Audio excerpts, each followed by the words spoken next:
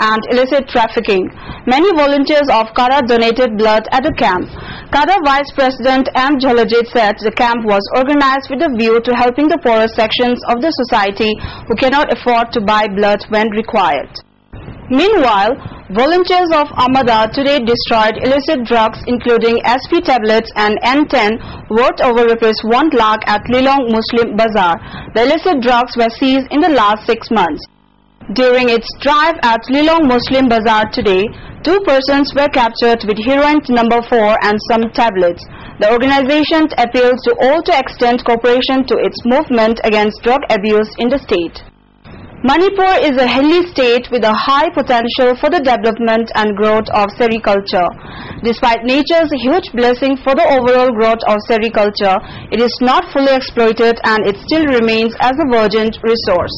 However, Manipur's silk reeling industry situated at Khabam Lamkhai is making all possible efforts to tap the easily available raw material for the growth and development of sericulture.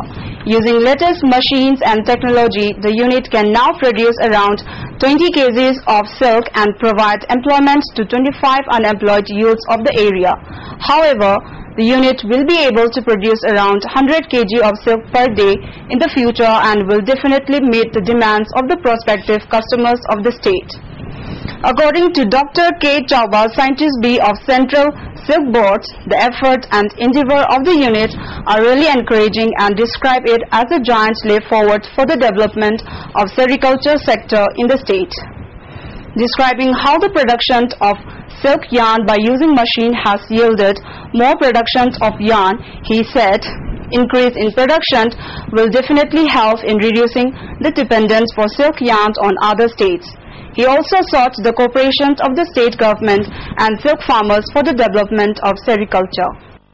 Director General of Police Manipur Y. Joykumar has stated that it is the police department which has been making all-out efforts to sort out the problem of very few oil tankers bringing petroleum products for the state.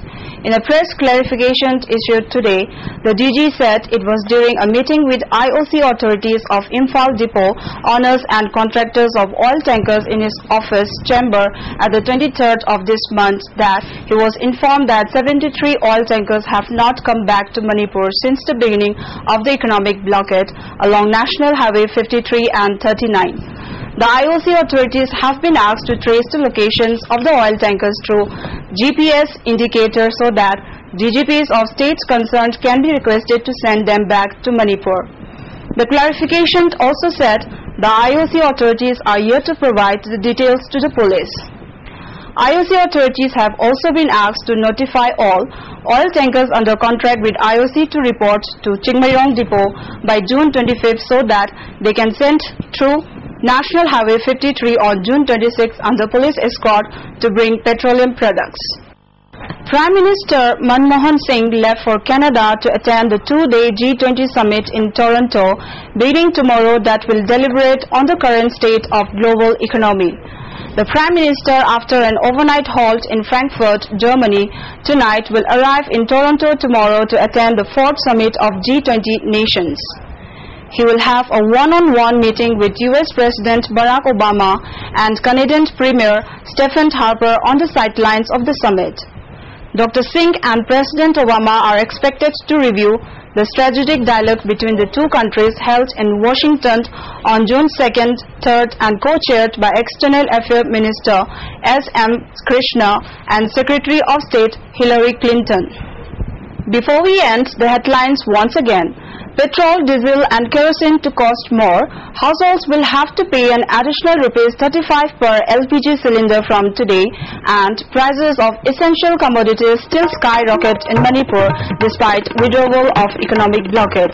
This is all we have for today. Thank you for being with us. Goodbye.